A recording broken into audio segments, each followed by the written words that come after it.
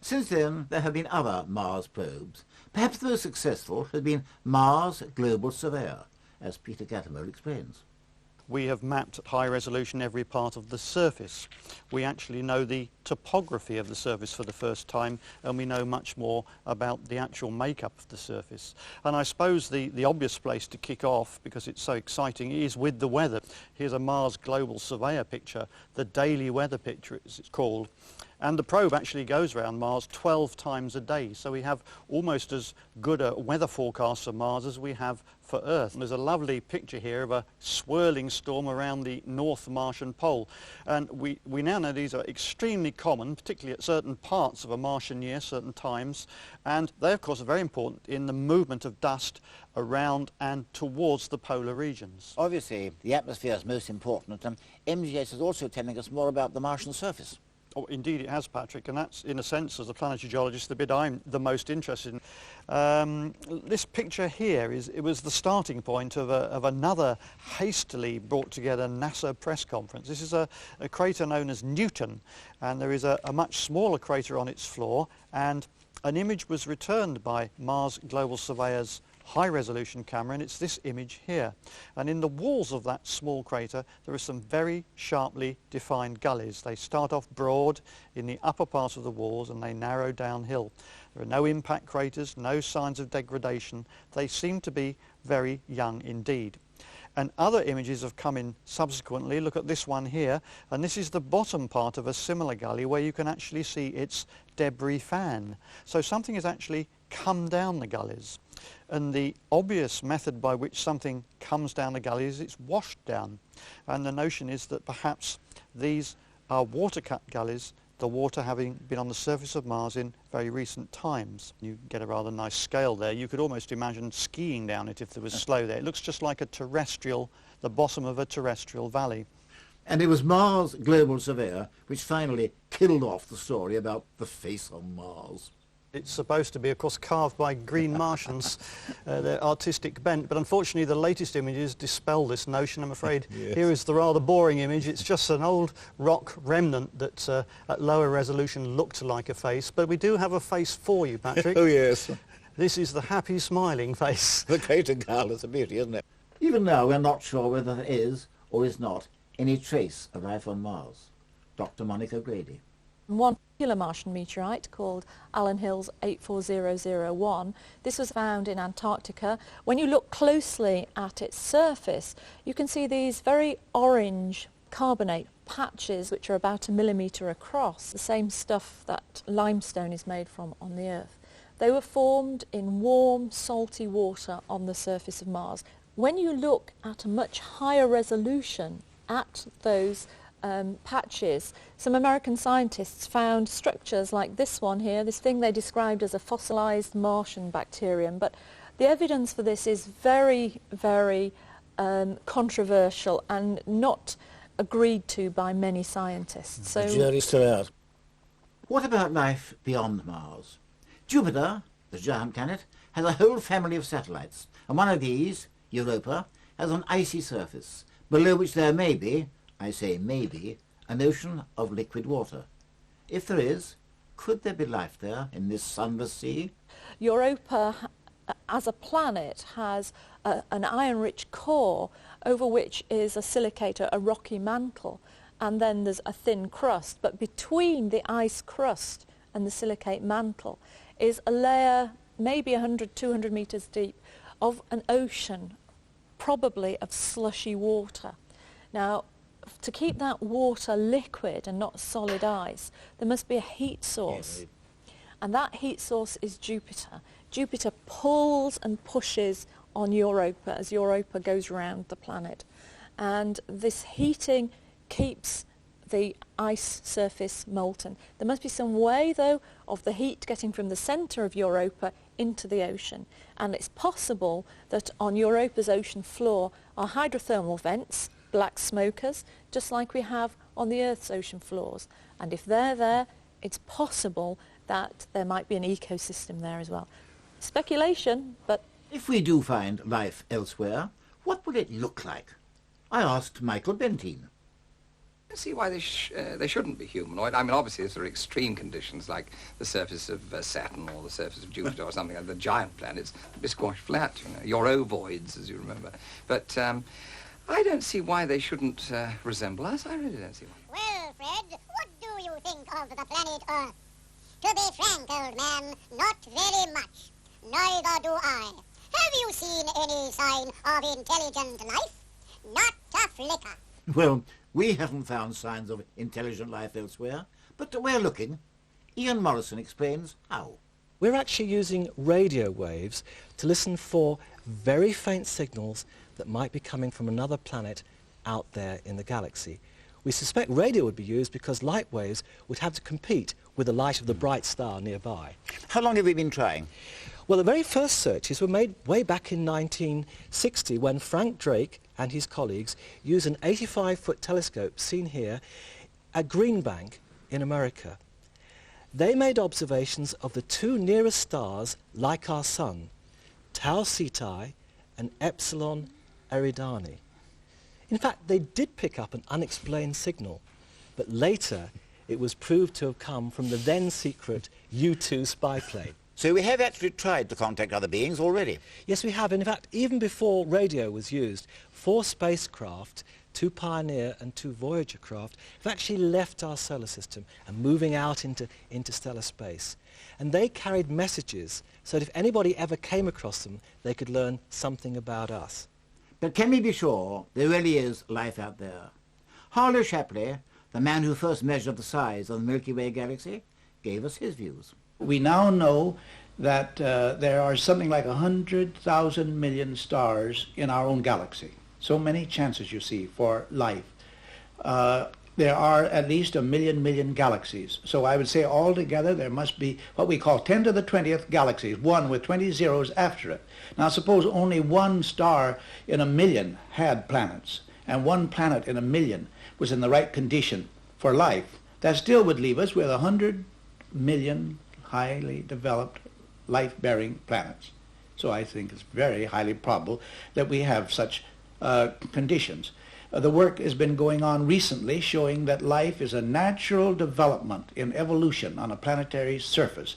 Work that's done in Russia and in England and in America especially has shown that life naturally arises when conditions are ripe, the chemistry, the physics, and they are the same all over the universe. So where life can appear, life will appear. But is it going to be the kind of life that we know, or is it going to be something entirely different? Oh, that would have to be guesswork, of course, but the biochemists who work in that field and study molecular structures believe that life is going to originate and develop if it's based on carbon and nitrogen and oxygen and hydrogen and not the silicon type of life. There are reasons why that kind would not develop. But still, there could be other types of life, you know, in the universe. There could be something quite different from what we are acquainted with here. And it might involve different kinds of chemical laws. But I think that's very unlikely. Our search for life continues, as does our exploration of the solar system. Among the most successful probes to date have been the Voyagers to the outer planets. In 1989, we looked back at what the Voyagers achieved. I had high hopes for the probe project, and I certainly didn't have any idea how spectacular they would be. I think perhaps the greatest surprise and joy for me was Miranda, and the reason was that our targeting to go on to Neptune at Miranda was such that we couldn't really get very close to any of the larger satellites, only to the small satellite Miranda, and it had to be timed absolutely perfect to get close.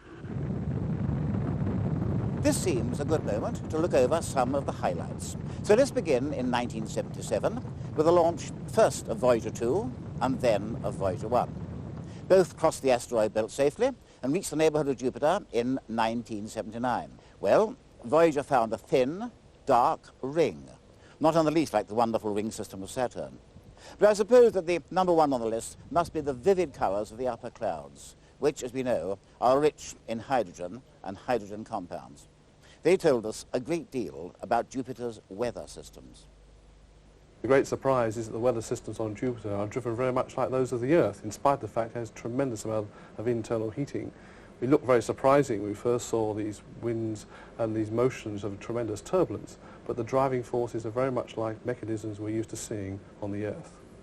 Then, of course, the Great Red Spot, which we thought might be a solid or semi-solid body floating in Jupiter's atmosphere, or then the top of a column of stagnant gas. And of course, it isn't either. It's a kind of a whirling storm. Did that come as a surprise to you?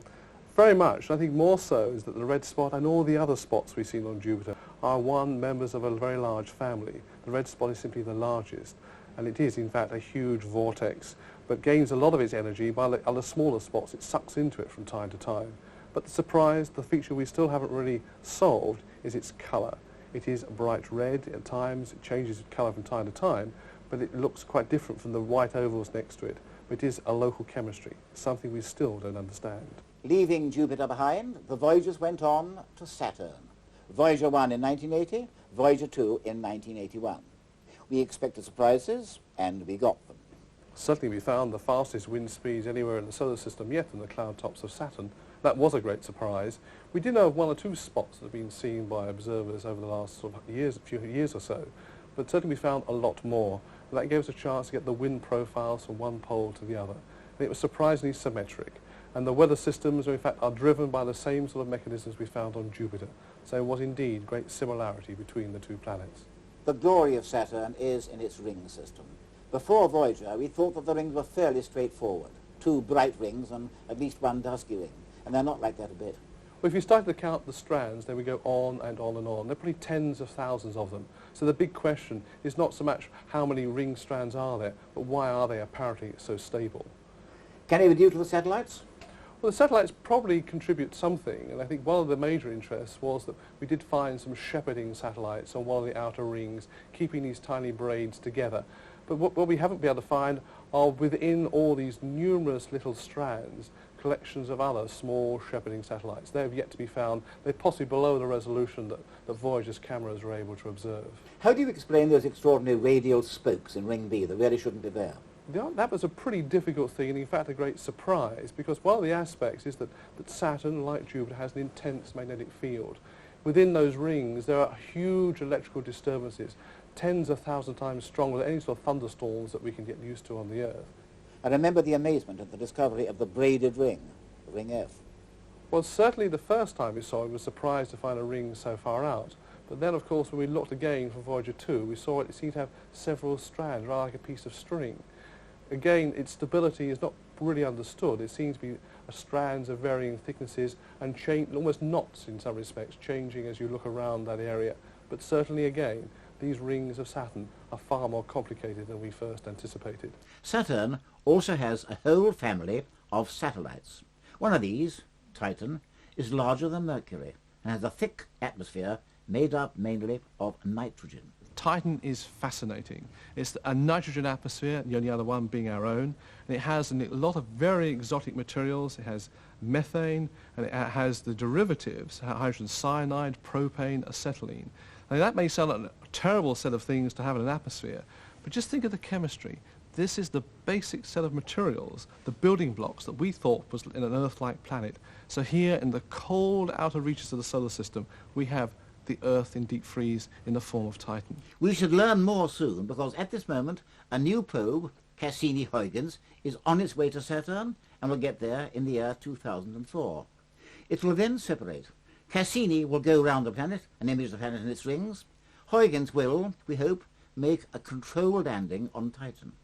Project scientist John Zarnecki explains why it's going there. Well, of course, Voyager, which, as you said, flew past about 20 years ago, told us something about Titan, but not too much detail, and Huygens is going to fill in that detail. For example, as it descends through the atmosphere, it's going to measure in very great detail the density of the atmosphere, its composition, down to a level of better than 1 part in a million. It's going to measure the temperature. We expect the temperature initially to fall and then rise again as we get towards the surface, much like it is the case here on Earth. It will look for lightning, and there's even a microphone which, for example, could listen for thunder or could hear wind affecting the probe. It will measure very precisely the altitude, the height of the probe above the surface at any time, but also by analysing the signal we can say a lot about how rough, or rather how smooth, the surface. Titan is perhaps the only other place in the solar system where we might find liquid on the surface. Lakes or even seas, but these aren't going to be seas of water. No. It's going to be liquid ethane or methane, what we call liquefied petroleum gas. So the question is Huygens going to splash down, as it might? Is it going to be a thud if it hits an icy surface? Or it might be somewhere between the two. It could be a gooey, gungy surface, or it could in fact be a combination of all of those. There might even be geysers on the surface. We really don't know. All of these are possible. Other bodies have been targeted too. For example, the tiny asteroid Eros. In 2001, Shoemaker probe landed there and sent back pictures from this weird little place, shaped like a lozenge, less than 20 miles long. Now, asteroids are solid bodies. Comets are not. They've been described as dirty snowballs. And in fact, the very first Sky at Night program was ushered in by a comet, Aaron Roloff. Others have been seen since. For example, a bright one, Bennett, 1970, West, 1977. And the only bright comet that comes back regularly is Halley's Comet, and that came back in 1986, and the Giotto probe went right through it and sent back pictures direct, showing the nucleus is dark, not bright and icy, as most people had expected. Since then, the lovely comet Hale-Bopp, which hung in our sky for months, and will come back in just over 2,000 years. Now, comets generally go around the sun, one or two don't. For example, one comet, Shoemaker-Levy 9, was observed to hit the planet Jupiter. John Mason observed it and talked to us about it. This was one of only 3 comets ever to have been found not orbiting the Sun, but actually orbiting the planet Jupiter. In July 1992, it passed just 21,000 kilometres above Jupiter's cloud tops, where it was torn apart by Jupiter's gravity, and this process caused the release of dust and gas, which brightened up the fragments sufficiently to permit their discovery in March of 1993. Now, the other interesting thing is not only has it been torn apart by Jupiter, but it was actually discovered as observations come in that it would actually collide with the planet Jupiter in July of 1994. And although we've always thought that comets could collide with planets and have happened many, many times, this is the first time we'd actually see it happen. Gary Hunt explains what we learned from this collision. There were some spectacular surprises. That impact, a huge impact, threw up a lot of material. It confirmed the origin and presence of methane and ammonia. It showed that there was water there, but water in enormous amounts, probably 10 times more than we expected. And then the really surprising observation of the presence of carbon monoxide. That was a collision between a comet and Jupiter. But could the Earth be hit by a comet or an asteroid? The answer is yes, it could, and it has happened in the past. Tens of thousands of years old, we see impact craters. Clearwater Lake, for example, and the Meteor Crater in Arizona, a Wool Creek in Australia. And very much more recently, in 1908, something hit Siberia in the Tunguska area and blew pine trees flat in all directions. So what are the dangers? I asked Jay Tate. Well, as we've said before, that all of the numbers here have a large uncertainty attached to them, but in general, we would expect something about the size of the Tunguska impact to happen once or twice per century. As an example, in the last century, that's the 20th century, we had probably 3 at least of that size. If we go up to the 1 kilometre size impactor, we would expect one of those to hit on a statistical timescale of about 100,000 years. Now, that doesn't mean to say once one's hit, we then have to wait for 100,000 years for the next one. It means that over the whole life of the Earth, the average is 100,000 years. If we go up in size again to the size of the object that probably did for the dinosaurs, then we're looking at timescales of 100 million years or so. So we're looking at events that are rare on human timescales, but of very high consequence. So, could we be hit by an asteroid? The answer is yes, so not very likely, so above all, don't panic. Now, we spent most of this programme discussing the solar system, my own particular line of research. So now, let's go out beyond the solar system into the great universe, into deep space, where we find all kinds of exotic objects. For example, pulsars, discovered in 1968 by Jocelyn Bell-Burnell, and she came along to tell us about them. When I finally succeeded in getting this recording, this is what it looked like. There's this pen recording here, and you can see that as the pen goes along, there are impulses, bursts of radio signal. In fact, they're equally spaced. They're not all there. There's the odd gap, but they are typically at this separation, which is 1 1/3 seconds. Suspiciously man-made, actually. When did you decide that they weren't man-made? Very quickly, because they went round the sky with the stars. They kept sidereal time, which means that it had to be something going round literally with the stars. I suppose it might have been a satellite in a funny orbit, but we eliminated that.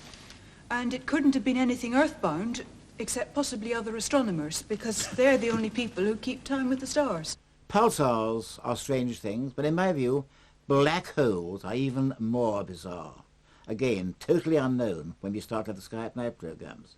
Ian Nicholson is very interested in black holes. The modern idea of black holes is developed from Einstein's theory of gravity, the general theory of relativity in the second decade of this century. And basically that treats gravity as a distortion of space that's produced when matter is there. And we can illustrate this by imagining that space is rather like an elastic sheet. If there's no matter placed on the sheet, then space is flat and light rays and particles go in straight lines. But if we put a lump of matter into it, we produce an indentation, and so a particle, a ray of light, or a ball passing by will be deflected. And if we put an extremely heavy mass into it, the distortion is so great that a particle or ray of light could approach it, fall in, and simply never get out again. Think about an astronaut who's falling feet first in towards the event horizon of a black hole. The force of gravity rises extremely quickly as he does so his feet get accelerated faster than his head, and he gets stretched out instead of being a normal shape to being an elongated and then eventually a shredded astronaut. So the story really is spaghettification. What about galaxies beyond our own? And quasars, the nuclei of very active galaxies, thousands of millions of light years away. We can now see further into the universe than ever before. We have new aids, electronic devices, great new telescopes, the very large telescope in Chile, the Hubble Space Telescope now going around the world. They've told us more than we ever dared suspect way back in 1957. And you know, when Paul Johnson read this book, astronomy was very different. 45 years have changed the entire picture. I wonder what it'll be like in 45 years' time. I won't see it. Many of you will, and one thing I do know, it's going to be very, very exciting. Good night.